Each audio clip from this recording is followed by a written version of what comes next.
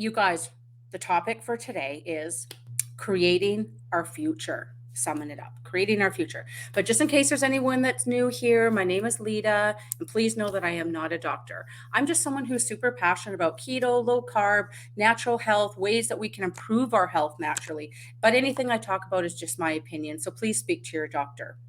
Okay, so I'm going to give you guys a question to begin with. Do you sometimes feel helpless? Now, this could be to do with eating. Of course, that's normally what we talk about is our health plan, but it really could be anything in your life.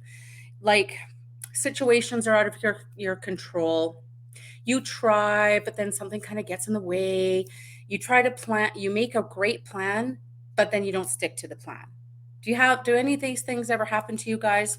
And then you kind of have that helpless feeling like, oh, no matter how hard I try, it doesn't work out, that type of a feeling? I used to feel like that quite often. Hi, Linda. Glad you could join us. I used to feel like that a long time ago before I really started doing work on being being intentional with the things in my life that I really, really want. So let's talk about that. Let's talk about the power of being intentional. And I'm going to go back and see what you guys have said. Please answer if you can. Yep. Toby says yes. And if you have any specifics of how you might feel helpless or powerless or situations out of control, say specifically. Sorry, got a lozenge in my mouth. I had a little bit of a tickle. So let's talk about the power of being intentional. While I drink out of my absolutely adorable new mug. Isn't that cute? Love it. And it's nice and big too. So when we're being intentional in our lives, we are not leaving things to chance. We're not just winging it, and we are in control of our lives. And there is power in that. There is real power in that. It's a difference of kind of going, oh, I don't know if that's going to work out, or this is what I'm going to do. This is this is my plan. Now, I'm not saying that it always works out 100%. For sure not. That doesn't always happen. But you're intentional with your goals. You're intentional with what you want to create. And that's why it's really important to be super clear on your why, right? So when we think about our whys, and again, I always put everything to our eating plan, to our health plan, but literally this could affect anything in your life. If we get all overwhelmed with all the things, and you know what I'm talking about, like, let's just talk about our health plan. We're like, oh, I'm going to do keto perfectly. I'm going to start doing some fasting. Oh, I might throw it. I'm going to like lower my calories because I think they're too high. And oh, protein sparing modified fast. And I'm going to do all these things because maybe you heard a whole bunch of people talking about them. And you've got all these things out there. And it's a lot.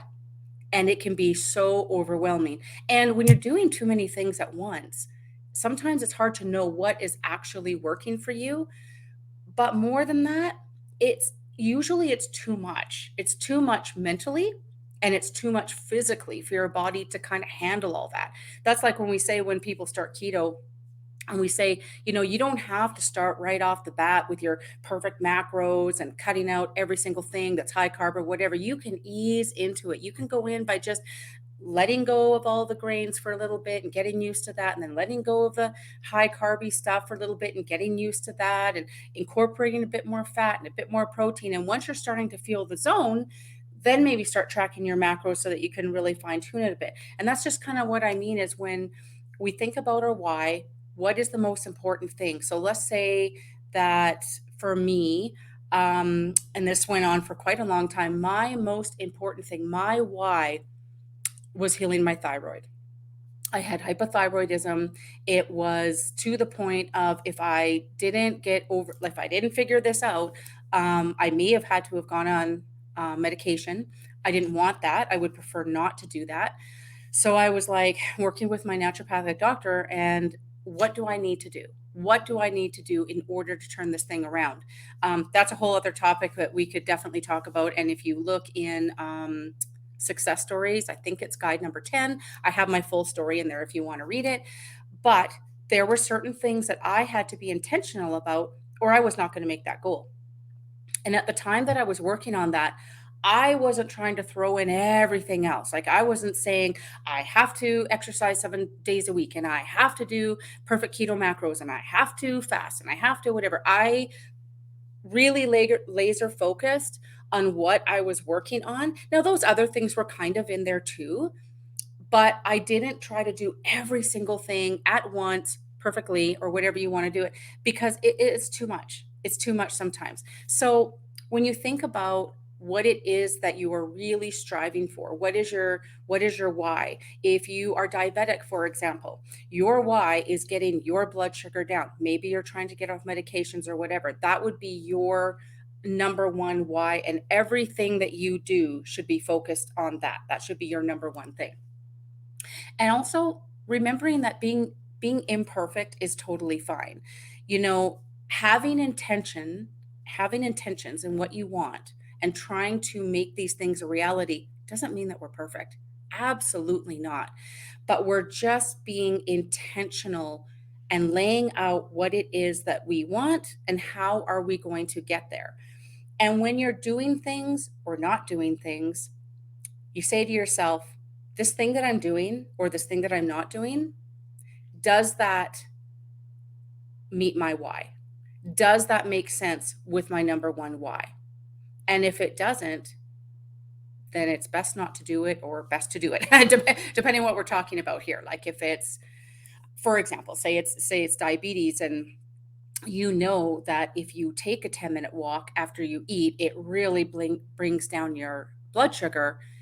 But then you're sitting on the couch and you're kind of like, oh, I don't feel like it or whatever. So it's being proactive ahead of time. It's like, oh, I got my runners sitting right there. I've got my jacket on the chair, ready to go. I know in my mind I'm going to have my dinner. And right after that, I'm going to put my shoes on and my jacket. I'm going to grab the dog and we're going to go for a 10-minute walk. It's just being intentional with what is going to take you to your goal, to your number one why. Make everything you do match that why. Rome wasn't built in a day. It's not like we're going to get there in one day.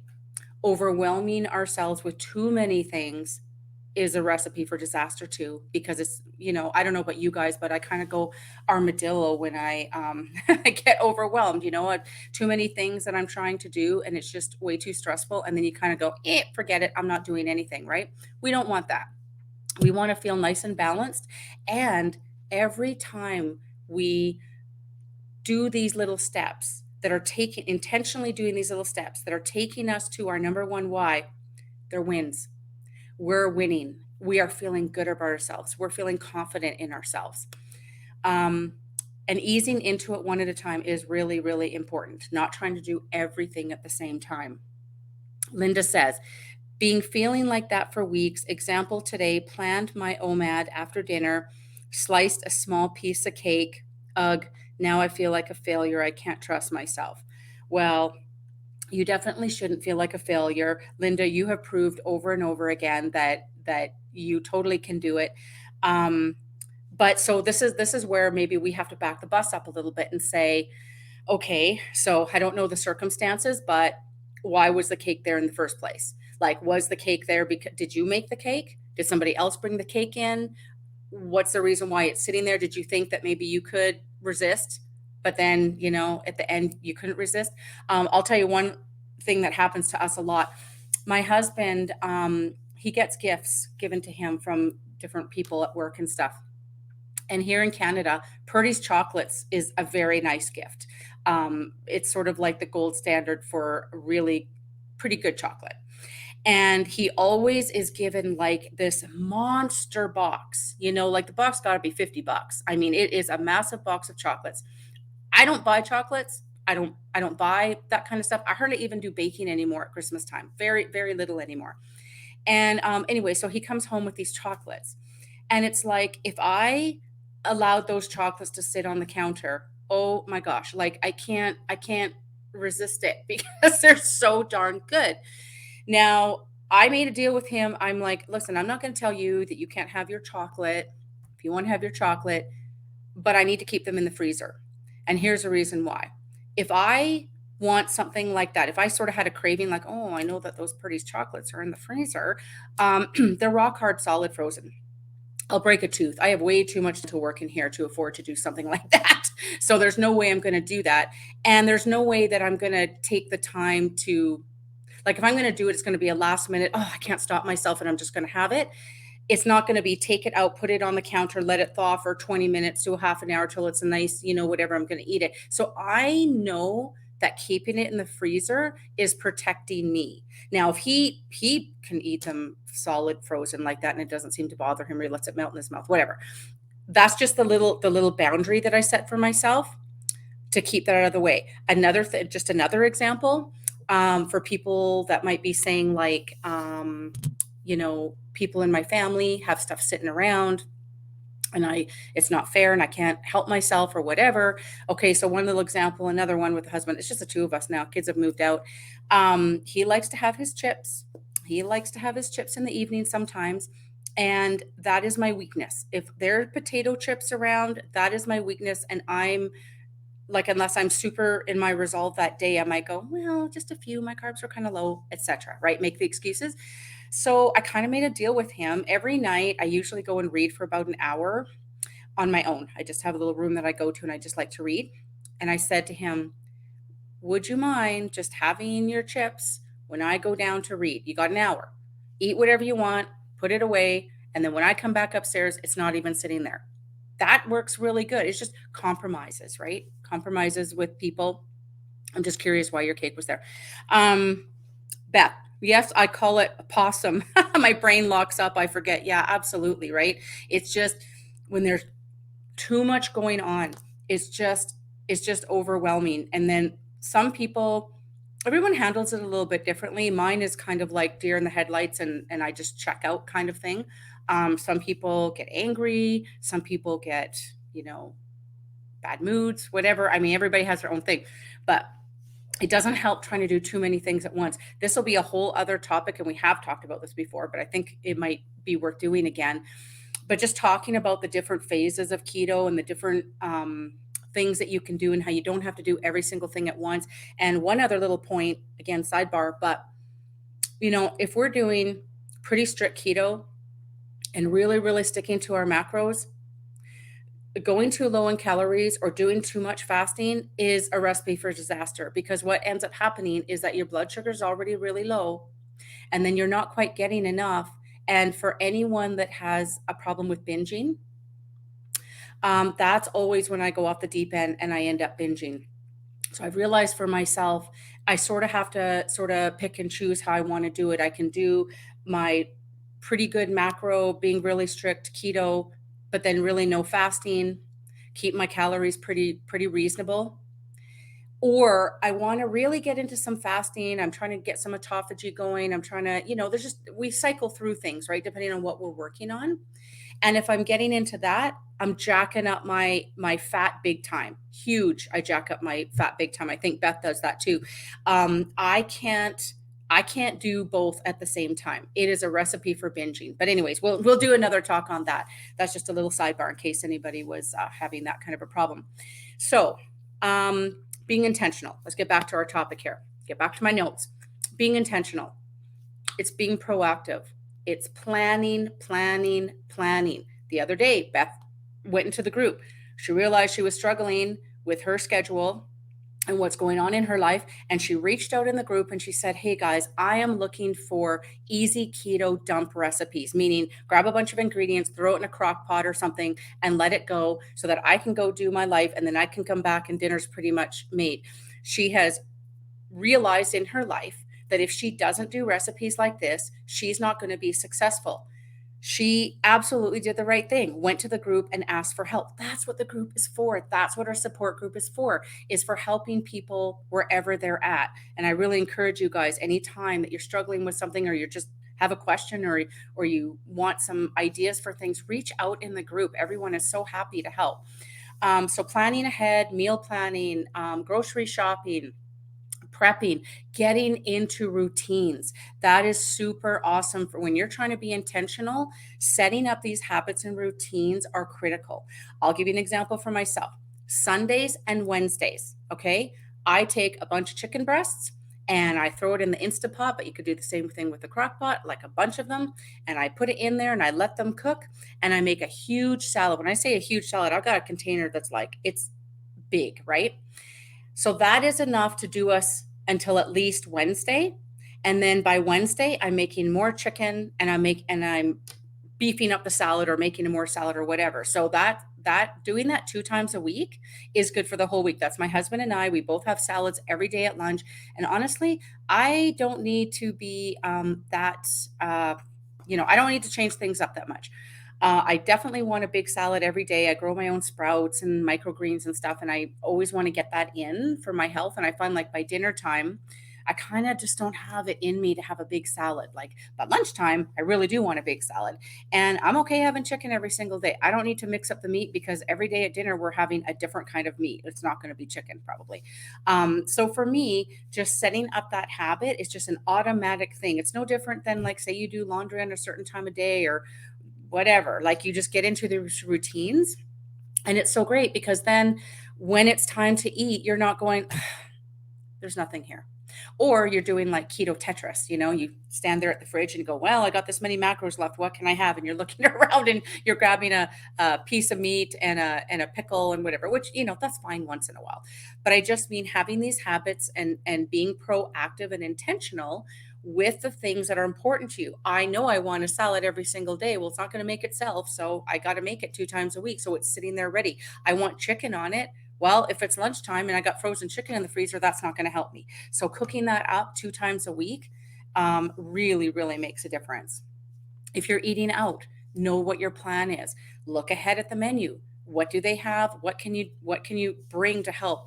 I always bring, like, I make my own homemade salad dressing and I love it. And I always bring it in a little container and I stick it in there. And I also bring my little stevia drops I like. So I automatically order water on ice. I put in my stevia drops. I got a lovely little drink that I enjoy through the night. And I always order some kind of a salad with the dinner. And then I've got my salad dressing in there because I don't trust the salad dressing in the restaurants ever. Never, never, never. Even if they say it's just olive oil based or whatever, I don't trust it. So I just have that. I have stevia in there. So when I have a cup of coffee for my dessert after, and I got my MCT powder, and I add those two and that's always my dessert after. So I'm being intentional and proactive by having those things in my purse when I go out to the restaurant, but looking ahead to see what they have on the menu and kind of have an idea in your mind, what you want to have is really helpful. So last part. Oh, wait. Hey, Laura, I'm glad you're here. Beth, chicken enchilada soup is amazing. Oh my gosh, you made it, Beth? Oh, that's great. Yeah, I like that. I tried it a couple of times and I really liked it. And you can really just make it however you want. You can throw it in, throw a whole bunch of olives in it or whatever. It's always good. Kim, batch cooking is so critical for me. And I just discovered a good Italian salad dressing recently too. Awesome. That's great. You mean you made it yourself or you bought it in the store? Eating it now. That's awesome. Okay. So the last part I want to talk to you guys about is stop making excuses. Okay. Own what's not working. Own it. Okay. It doesn't help anything to be blaming people like, oh, this person brought this thing and oh, this thing happened or whatever. Own it. Just own it. Just be like, like, oh, that thing was there and I just decided to have it. Okay. You know what? You owning it is way more powerful than making excuses about it and saying, well, that was there, whatever. No one is shoving it in your mouth. I don't think. I don't think anybody is taking that cookie and shoving it in your mouth or that chocolate or whatever. You are making the decision to have it. And I'm not making you feel guilty if that's what you did, but own it. And what happens when we start owning our own shit is we get power. It is very powerful to own it. It's like, yeah, I decided to do that. I decided to have the one and done. whatever. That's why we have our keto confessions on Friday. That's what I wanted it for, is that people can stop feeling guilty about stuff, own it, and move on. Move on. There's no reason to have guilt for it. Um, so, for example, sometimes I hear people in the group will say things like, "Oh, I don't have any good recipes. I get so tired of making the same stuff all the time." Do what Beth did. Reach out. Say, "This is the type of recipe I'm looking for. What ideas do you guys have?" And also in our group, in case you guys don't know, we have a topics area and the tried and true recipes. Like when someone posts something in the group and says, made this recipe and it was fantastic, it gets saved in topics. And topics has different categories that you can look. They're kind of hashtags, but you'll get the gist of it. Really good recipes in there, tried and true, tested, awesome recipes. But of course, you can always go on Pinterest and YouTube and all that kind of stuff. If you're confused about something and you're like, "Oh, gee, I really don't know how to track macros, so I guess I won't do it." Um, you can ask in the group, but also in guide number 12, I have a ton of information in there. I've got a video where I take you step by step on how to use a macro tracking app. I have other posts in there about tracking macros. And every second month, I guess it averages, we do a 7-day macro tracking challenge in the group. We do it as a group. And this way, if anyone has any questions about how to track macros, we all do it together. So it's super fun and you can learn lots. So there's really no excuses. If there's something that you don't understand, just ask, right? There's absolutely no reason to have that as an excuse. Make compromises with your family. If there are things that are bothering you, usually there's something that can be done. If you've got younger kids, maybe you keep all the treaty type stuff in a cupboard. Not a bad idea when you got kids anyways. You don't want them getting into there all the time, but just so that you're not looking at it all the time. Like I said, I put the chocolates in the freezer. I ask hubby if he can eat the chips when I'm down reading, whatever it is. If it's like, oh, well, someone in the family just started making pancakes. That's real nice. Well, get your shoes on and go for a walk. And by the time you come back, they probably cleaned it up. I'm just saying to just take your power and not just let things happen and not just be like, well, that was there. So, whatever. It's much more powerful for you to take ownership, to be intentional about it. So, you guys, tell me, do you intentionally create the things that you really want? Or do you kind of just let things happen? Or maybe it's kind of both. Maybe it's a little bit of both. Maybe there's an area in your life where if you think about it, you go, yeah, I've been a little bit too passive with that. I need to be more intentional. And what would that be? I just want to hear what you guys are thinking. That these are the kind of things that I've been working on for quite a few years. I just got tired of my own bullshit. I mean, I did. I was kind of making excuses and whatever. And let's face it, sometimes the people in our lives that love us, I mean, they love us. When we're making those excuses, they kind of come on the excuse train with you. Do you ever notice that?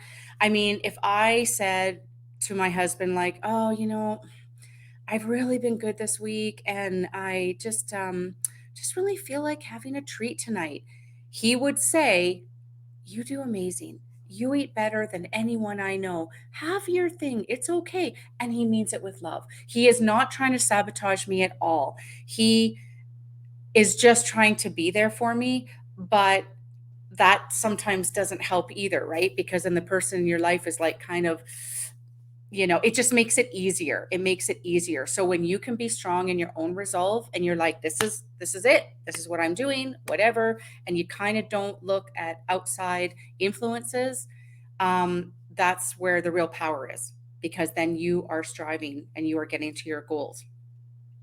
Toby says, kind of both. I like to be in control, but sometimes I just hope God's got it. Well, sometimes Jesus take the wheel. I mean, sometimes there are times where you really do feel like you need a little bit of help or whatever, and that's totally fine. But sometimes when we're asking for the higher power to be helping us, that is the little nudge that usually comes our way. That's usually the little talk that I find comes in my head is, you got this. You can do this. You don't need anyone to do this for you. You can do this yourself. That's what I find if I really listen to the voice in my head. Beth, I make sure I have keto approved snacks as I get into the moods that I will stab someone if I don't get a Snickers. It's a sugar sweet addiction hitting. Well, that is true. And I mean, having those treats in the freezer or whatever, I have certain times, like let's face it, we have our cycles, ladies, and whatever. And there's certain times where it doesn't matter, how good I've done or whatever. I'll go, oh, I just feel like I need more. And let's face it, it's not more chicken, right? So when I feel in that mood, there are things that I just allow myself some free reign. I have these almond crackers. I'm not sure if you guys have seen them from Costco or not. They're so darn good. The carbs add up fast, but they're really, really good and they're grain free, which is what I always look for. And I have this coconut bread that I get locally. Sorry, guys, I can't help you out with that, but it's a local baker that does it, and it's literally just coconut flour, coconut water, and salt. So it is very low in carbs, considering, but it's still like 145 calories a slice. So that still adds up. But my point is when I get into that mood where I'm just like, okay, I don't know if it's my hormones or the day I've had or whatever, but I just feel like, I'm going to like stab someone, or I'm going to go off and binge or go and have something that I shouldn't.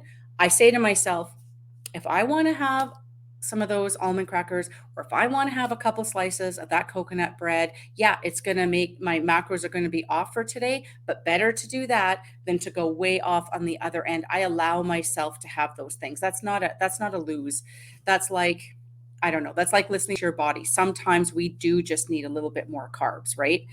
Like when I have those kind of cravings, I never ever, it's never truly about hunger, because I eat enough food. I make sure my calories aren't super low and I eat really good nutrient dense foods. But I don't know about you guys, but when you're having those kind of cravings, it's never for like steak. It's never for meat. Like, oh man, I'm so hungry. I could go for more steak. It's always going to be something carby. So if that means that you're going to have a half an apple, or you're going to have some almond crackers or whatever, allow yourself to have that and don't feel guilty about it. It's just what your body needed at that time. The odds are good it's probably cyclical. Dove dark chocolates. Ooh, yes. Yes, that'll do it. But I don't know Dove dark chocolates. I'm guessing that those aren't keto friendly, but there are a lot of keto chocolates. Like at my health food store, there's a ton of keto chocolates right there. I don't have too many because that's a dicey bathroom situation with all that sugar alcohols. I don't know if you guys find that, but I have a couple little bites and that's all I can have, or else it's going to be interesting. Lori, I try to be intentional. I made 4 different keto desserts yesterday for the freezer. So if I get a craving, it's there. I feel like when I'm passive, I don't like the outcomes. Exactly. Exactly. Yeah, she was baking like crazy. Wish I could try some of them. Hint, hint. The next time I see you, I would love to try whatever your faves are. Toby says, fat bombs. I need to make some. I haven't yet, but I have a lot of recipes for them. I know, right? We have all these recipes and we think, oh, when are we going to make them? The fat bombs are good. I like just having like even just keto chocolate chip cookies in the freezer. I find 2 little ones with a cup of tea after dinner. Oh man, that's great. That is a real treat. Lily's is a good, yes, Lily's is good. That's the one I was thinking about. Lily's, I'm not really a dark chocolate fan. That's just my own personal preference, but they've got dark chocolate. They've got um, medium chocolate or whatever you call it.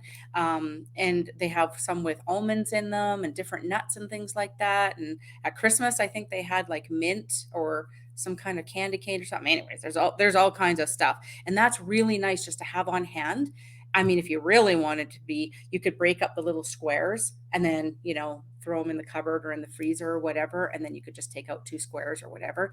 But it is nice just to have it. Sometimes you just have that little sweet on your tongue after dinner, and that's just all you need.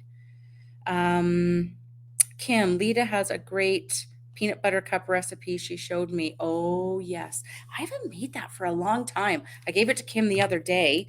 I did put it in topics. Yeah, it used to be in albums. Long story. As usual, Facebook changes things around, and we used to keep things in albums. So I pulled it out of there, posted it in the group, and then I pinned it in topics, and it's under like desserts, fat bombs, that kind of thing. It's a peanut butter cup.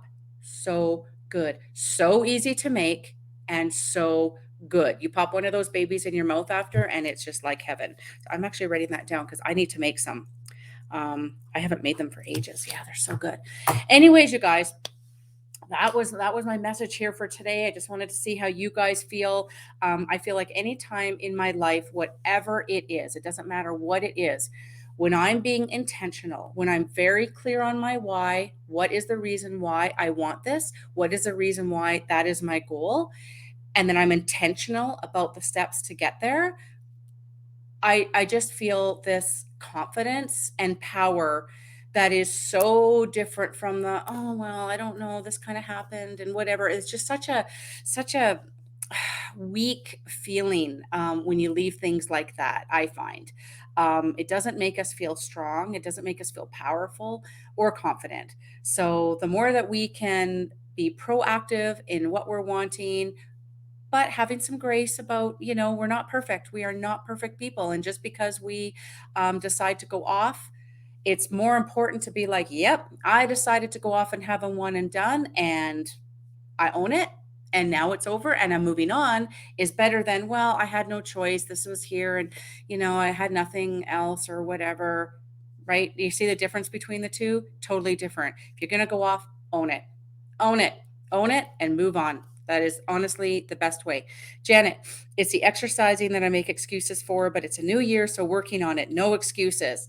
Well, Janet, I don't know if you heard about the new thing that I've been doing, and I've been really enjoying it. I'm the same with you. I don't love exercise. It's just not a natural thing that I love. I wish I did, but I don't. And I wanted to make sure that I got in some exercise every day as a guarantee, meaning like right now we've got snow outside.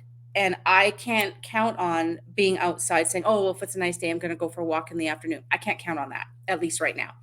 So I wanted to kind of create a plan that I could do in my home. And so I came up with this plan. It's 10 minutes every hour on the hour from 10 o'clock to 12 o'clock. I work at my desk. Mornings are my sort of more busy time for work. And so like at 10 o'clock, my alert goes off on my phone. I've already got my runners on. I put my runners on at like 9:30 because I want to make sure, that's the intentional, my runners are on. There's no excuses. The shoes are already on. And so when my alarm goes off at 10, I go out, my gym is just over here, and I do 10 minutes on the treadmill while I'm listening to a podcast that I got ready and queued up in the morning, and I'm excited about the topic and I really want to hear it. So I got kind of like that little carrot hanging there. I get excited for it. So I listen to that while I do my treadmill, and cardio is like my least favorite. So I get that over with first. Then I go back to work. 11 o'clock, I do upper body for 10 minutes and I continue to listen to the podcast. And 11 o'clock or 10, 11, 12 o'clock, I go and do my lower body listening to the podcast. Most podcasts are about 30 minutes. And so I get through the whole podcast by the end of it. I got all my exercise done and now it's lunchtime. That has been working amazing for me. I feel like I'm winning. No, I'm not running a marathon and I don't care. I don't care. I did 30 minutes of combined exercise. I'm winning. I feel good about myself and I can add more stuff as time goes on, but I'm just trying to build a habit for myself where I'm doing this every day. And then I can build from there if I want to do more or whatever. So see if that maybe works for you. In a house, you don't even have to have a gym. I mean, my goodness, you can look on YouTube. You can just do squats. You can do body exercises. You can take, soup cans and whatever. You don't even have to have actual things. You can literally go on TikTok and you can type in body weight exercises and you can just do stuff with your own body weight. So again, we don't need a gym. We don't need to have an excuse that, we need to have a gym. Anyways, okay, you guys, this was awesome. It was a great discussion, and you want to continue it on in the group, feel free. I would love to. That would be awesome. And look in topics for that peanut butter cup recipe.